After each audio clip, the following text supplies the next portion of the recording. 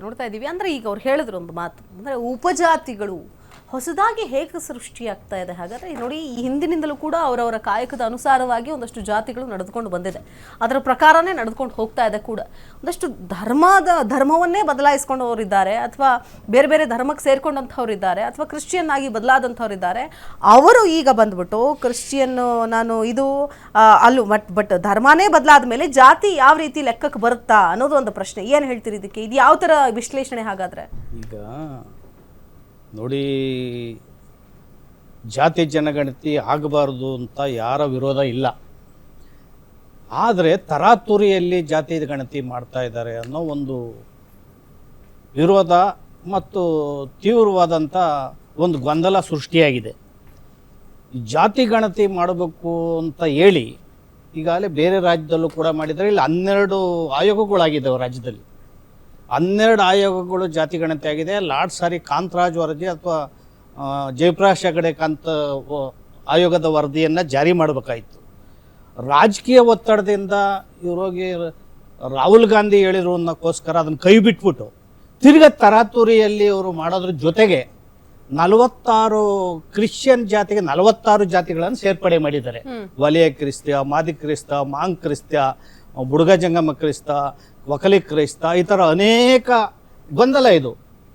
ಬರೀ 60 ಜಾತಿಗಳಲ್ಲ, 300ಕ್ಕೂ ಹೆಚ್ಚು ಜಾತಿಗಳನ್ನು ಸೇರ್ಪಡೆ ಮಾಡಿದ್ದಾರೆ. ಜೊತೆಗೆ ಡಿ ಕೆ ಶಿವಕುಮಾರ್ ಅವರು ಹೇಳ್ತಾ ಇದ್ದಾರೆ 60 ಜಾತಿಗಳನ್ನ ಸೇರಿಸೋದು ಕೈ ಬಿಡ್ತೀವಿ ಅಂತ. ಆಯೋಗ ಆಗದಲ್ಲೇ ಕೈ ಬಿಡೋದು ಒಂದು ಕುಲಶಾಸ್ತ್ರ ಅಧ್ಯಯನ ಆಗಿಲ್ಲ, ಏನಿಲ್ಲ. ಜಾತಿ ಇದು ಮಾನ್ಯತೆ ಇಲ್ಲದ ಜಾತಿಗಳನ್ನೆಲ್ಲಾನು ಕೂಡ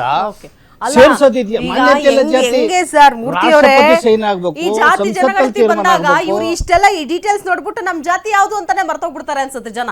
ಎಸ್ ರೇವಣಪ್ಪ ಅವ್ರು ಏನ್ ಹೇಳ್ತೀರಿ?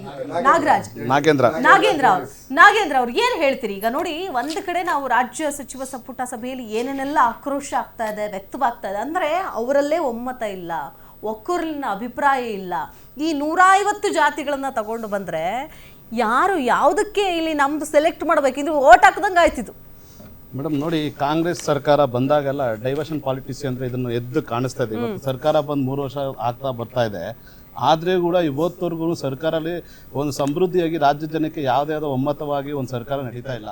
ಇವ್ರದ್ದು ಏನಂದ್ರೆ 5 ಗ್ಯಾರಂಟಿಗಳು ಇಟ್ಕೊಂಡು ಜಾತಿಗಳು ಎತ್ಕಟ್ಟೋದು, ಒಂದ್ ಕಡೆ ಸಮುದಾಯಗಳು ಎತ್ಕಟ್ಟೋದು, ಒಂದ್ ಕಡೆ ಧರ್ಮಗಳು ಎತ್ಕಟ್ಟೋದು, ಒಂದ್ಸತಿ ಜಾತಿ ಒಳ ಜಾತಿಗಳು ತಂದು ಬೀದಿ ಬಿಟ್ಟು ಹೋರಾಟಗಳು ಮಾಡೋದು. ಈ ಒಂದೇ ಇದರಲ್ಲಿ ಅಸಹಾಯಕ CM, ಅಸಹಾಯಕ DCM ಪೂರ್ಣಗೊಂಡ್ಕೊಂಡ್ಬಿಟ್ಟಿದ್ದಾರೆ. ಇದರಲ್ಲೇ ಅವ್ರು ಮುಂದುವರಿತಾ ಇದ್ದಾರೆ. ಇಲ್ಲಿ ಏನೋ ಮಾಡಿರೋ ಕಾರ್ಯಕ್ರಮಗಳಂತೂ ರಾಜ್ಯದಲ್ಲಿ ಒಂದೂ ಇಲ್ಲ ಕಾಂಗ್ರೆಸ್ ಇಂದ. ಬರೀ ಜಾತಿಗಳ ನಡುವೆ ಬೆಂಕಿ ಹಚ್ಚಿ ಇವತ್ತು ಹೊಸ ಜಾತಿಗಳು ಒಂದ್ ಕಡೆ ಏನ್ ಹೇಳ್ತಾರೆ, ನಮ್ಮ ಕಾಂಗ್ರೆಸ್ ವಕ್ತಾರ ಏನ್ ಹೇಳಿದ್ರು, ಕಾಂತರಾಜ್ ವರದಿ 2015ರಲ್ಲಿ ಮಾಡಿದ್ರು. ಇಂಪ್ಲಿಮೆಂಟ್ ಮಾಡ್ಬೇಕಾದ್ರೆ 2005ರಲ್ಲಿ 5 ವರ್ಷ ಸರ್ಕಾರ ಕಾಂಗ್ರೆಸ್ ಸರ್ಕಾರ ಇತ್ತು. 2015ರಲ್ಲಿ ಪರಿಪೂರ್ಣ ಆಗ್ಲಿಲ್ಲ, ನೆಲೆಗುಂದಿ ಅಂತಂದ್ರೆ ಇವ್ರದೇ ಸರ್ಕಾರ ಇತ್ತು. 2015ರಲ್ಲಿ ಪರಿಪೂರ್ಣ ಯಾಕೆ ಮಾಡ್ಲಿಲ್ಲ ಅನ್ನೋ ಕ್ವಶನ್ ರಾಜ್ಯದ ಜನತು. ಇವತ್ತು ಎರಡನೇದು, ಇವಾಗ ಈ ಸರಿ ಪರಿಪೂರ್ಣ ಕೊಟ್ಟಾಗ ಕಾಂತರಾಜ್ ವರದಿಯವರಿಗೆ 190 ಕೋಟಿ ಖರ್ಚಾಗಿದೆ ಅಂತ ಹೇಳಿದ್ರಿ. ಕಾಂತರಾಜ್ ವರದಿಯವ್ರದ್ದು ಮೂಲ ಪ್ರಿಂಟೇ ಇಲ್ಲ ಅಂತ ನೀವೇ ಡಿಕ್ಲೇರ್ ಮಾಡ್ಕೊಂಡ್ರಿ. ಬಾಕ್ಸ್ ತಗೊಂಡು ವಿಧಾನಸೌಧಕ್ಕೆ ಹೋದ್ರಿ, ಮೂಲ ಪ್ರಿಂಟ್ ಸಿಕ್ಲಿಲ್ಲ. ಪ್ರಿಂಟ್ ಇಲ್ಲ, ಬಟ್ ಅದು ಇಡೀ ಊರ್ ತುಂಬಾ ಎಲ್ಲ ಓಡಾಡ್ತು. ಜಯಪ್ರಕಾಶ್ ವರದಿಯವ್ರು ಅವ್ರ ವರದಿ ಬಿಟ್ಟು ನೆಲೆಗುಂದಿ ಮಾಡಿ ಕೊನೆಗೆಲ್ಲೋ ನೀವು ಡಿಕ್ಲೇರ್ ಮಾಡ್ಬಿಟ್ರಿ. ಈ ಒಂದು ಸಮೀಕ್ಷೆನ ನಿಲ್ಸಿದೀವಿ, ಕಾಂತರಾಜ್ ವರದಿ ಇಲ್ಲ ಅಂತ ಹೇಳಿದ್ರೆ ಎಲ್ಲಿ ನೀವು ಹೈಕಮಾಂಡ್ ಡೆಲ್ಲಿಯಲ್ಲಿ ಕೂತ್ಕೊಂಡು ಪ್ರೆಸ್ ಮೀಟ್ ಮಾಡಿ ಈ ವರದಿನ ತಿರಸ್ಕಾರ ಮಾಡಿದ್ರಿ. ಅಂದ್ರೆ ನೀವೇ ವರದಿ ಸೃಷ್ಟಿ ಮಾಡಿದ್ರಿ, ನೀವೇ ತಿರಸ್ಕಾರ ಮಾಡಿದ್ರಿ. ಎಷ್ಟು ಕೋಟಿ ಲಾಸ್ ಆಯ್ತು? ಯಾರ ಮೇಲೆ ಹೋಯ್ತು? ಯಾರು ದುಡ್ಡದು? ಅಂದ್ರೆ ಸರ್ಕಾರ ತನ್ನ ಇಚ್ಛೆ ಬಂದಾಗ ಮನೋ ಇಚ್ಛೆಯಲ್ಲಿ ಜನರ ಮೇಲೆ ದಬ್ಬಾಳಿಕೆ ಮಾಡ್ಕೊಂಡು ಇವತ್ತು ಹೈಕಮಾಂಡ್ ಬಂದು ಸೂಪರ್ CM ತರ ಕುತ್ಕೊಂಡಿದ್ದಾರೆ. ಇಲ್ಲಿ ಅದು ಮೌಲ್ಯಮಾಪನಗಳು ಯಾರು ಮಾಡ್ತಾ ಇದಾರೆ? ಇಲ್ಲಿರೋಂತ 138 ಶಾಸಕರ ಮೌಲ್ಯಮಾಪನ, ಸೌಚಿರ್ನ ಮೌಲ್ಯಮಾಪನ ಮಾಡ್ತಾ ಇದ್ರೆ. ಆದ್ರೆ ಇಲ್ಲಿರೋಂತ CM DCM ಅಲ್ಲೋ ಪ್ರೆಸ್ ಮೀಟ್ ಮಾಡ್ತಾರೆ, ನಾವು 5 ವರ್ಷ ಸರ್ಕಾರ ನಡೆಸ್ತೀವಿ ಅಂತ. ಏನಾಗ್ತಾ ಇದೆ ರಾಜ್ಯದಲ್ಲಿ? ಏನ್ ಮಾಡ್ತಾರೆ CM? ಇವತ್ತು ಕರೆ ಕೊಡ್ತಾ ಇದಾರೆ DCM. ಬೆಂಗಳೂರಿಗೆ ಉದ್ಯೋಗ ಬಿಡ್ರಿ ಬೆಂಗಳೂರು ಅಂತ ಇದಾರೆ.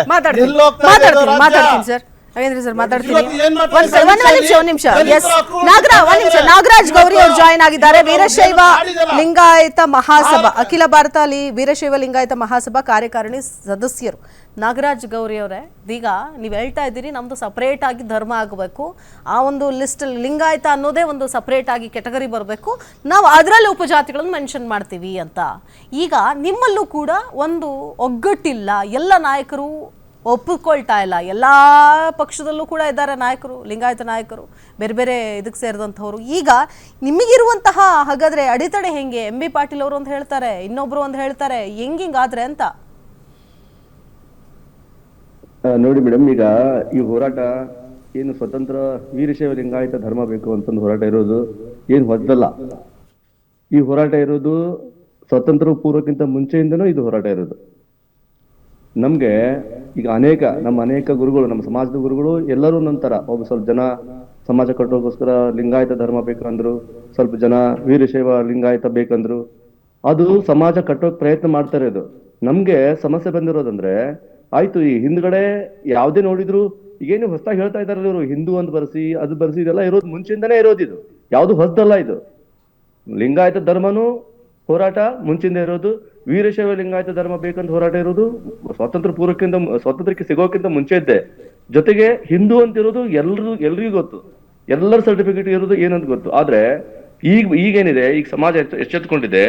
ಈಗ ನಾವೇನು ಏಕತಾ ಸಮಾವೇಶ ಮಾಡಿ ಒಗ್ಗೂಡ್ಲಿಕ್ಕೆ ನಮ್ಮೇನು 99 ನಮ್ಮ ವೀರಶೈವ ಲಿಂಗಾಯತರಲ್ಲಿ 99 ಭಾಗಗಳಿವೆ.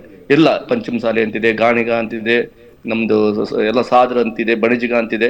ಇವ್ರನ್ನೆಲ್ಲ ಒಕ್ಕೂಡಿಸ್ಲಿಕ್ಕೆ ನಾವು ಹೋರಾಟ ಏನ್ ಮಾಡ್ತಾ ಇದೀವಿ. ಇಲ್ಲೇ ಇವತ್ತು ನೆಹರು ಮೈದಾನದಲ್ಲಿ ಏನ್ ಹೋರಾಟ ಮಾಡ್ತಾ ಇದೀವಿ, ಇದು ಹೋರಾಟ ಜೊತೆಗೆ ನಮ್ಮ ಏಕತಾ ಪಂಚಮಸಾಲಿಗಳು ಅಂತಂದ್ರೆ ವೀರಶೈವರು ಒಪ್ಪಲ್ಲ, ವೀರಶೈವರು ಅಂದ್ರೆ ಪಂಚಮಸಾಲಿಗಳು ಒಪ್ಪಲ್ಲ. ನಿಮ್ಮ ಸಮುದಾಯದ ನಾಯಕರಲ್ಲಿ, ಸಮುದಾಯದ ಗುರುಗಳಲ್ಲೂ ಕೂಡ ಇಲ್ಲಿ ಒಮ್ಮತ ಇಲ್ಲ, ಒಗ್ಗಟ್ಟಿಲ್ಲ. ಹೆಂಗ್ ಮಾಡ್ತೀರಿ ಸರ್? ಇದೇನಾಗಿದೆ, ಮುಂಚಿನಿಂದನೇ ಇವೇನ್ ತಪ್ಪುಗಳಾಗಿದೆ. ಏನು ಹಿಂದೂ ಅಂತ ಶಬ್ದ ಬಳಸಿ ಅನೇಕ ಬೇರೆ ಬೇರೆ ರಿಸರ್ವೇಶನ್ ವಿಚಾರ ಇಟ್ಕೊಂಡು ಇಂಥವಕ್ಕೆಲ್ಲ ಸಂಬಂಧಪಟ್ಟಂಗೆ ಬರ್ಸ್ತಾ ಇದ್ದಾರೆ. ಇದನ್ನ ಅವೇರ್ನೆಸ್ ತರಲಿಕ್ಕೆ ನೀವು ಹೇಳೋದು ನಾವು ಹಿಂದೂಗಳಲ್ಲ, ಈ ಒಂದು ಪದಕ್ಕೆ ಇಡೀ ಲಿಂಗಾಯತ ಎಲ್ಲಾ ಉಪಜಾತಿಗಳು ಕೂಡ ಒಕ್ಕೊರಲಿಂದ ಒಪ್ಪಿಗೆಯನ್ನ ಕೊಟ್ಟಿದ್ದಾವೆ ಅಂತ ಹೇಳ್ತೀರಾ? ಮೇಡಮ್, ಯಾವತ್ತು ಹಿಂದೂಗಳು ನಮ್ದು ಹೋರಾಟ ಇದೆ, ಅದೇ ಹೇಳ್ತಾ ಇದ್ದೀನಿ. ಇದು ಸ್ವಾತಂತ್ರ್ಯ ಪೂರ್ವಕ್ಕಿಂತ ನಮ್ ಹಿರಿಯರ ಹೋರಾಟ ಇದೆಲ್ಲ, ಹಿರಿಯರು ಸೇರಿ ಇದು ಹೋರಾಟ ಮಾಡ್ತಾ ಇರೋದು. ನಮ್ಗೆ ಹಿಂದೂ ಪದ ಬೇಡ, ವೀರಶೈವ ಲಿಂಗಾಯತ ಮುಂಚಾದ್ರೂ. ಮೇಡಮ್ ಹೇಳಿ. ಎಸ್, ಮಾತಾಡ್ತೀನಿ ನಾಗರಾಜ್ ಗೌರಿ. ಜೆಡಿಎಸ್ ಅವರು ಮತ್ತು ನಮ್ಮ ಹಿರಿಯರು ಇಲ್ಲಿ 3 ವಿಚಾರಗಳನ್ನ ಎತ್ತಿದ್ದಾರೆ.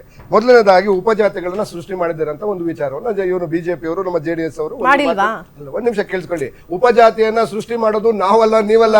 ಉಪಜಾತಿಗಳು ಸಾವಿರಾರು ವರ್ಷಗಳಿಂದ ಇದಾವೆ. ಈ ಉಪಜಾತಿಗಳು ಇವ್ರು ಹೇಳಿದ್ರಲ್ಲ, ಏನು ಕ್ರಿಶ್ಚಿಯನ್ ವರ್ಷಗಳಿಂದ ಇದಾವೆ ಉಪಜಾತಿಗಳು.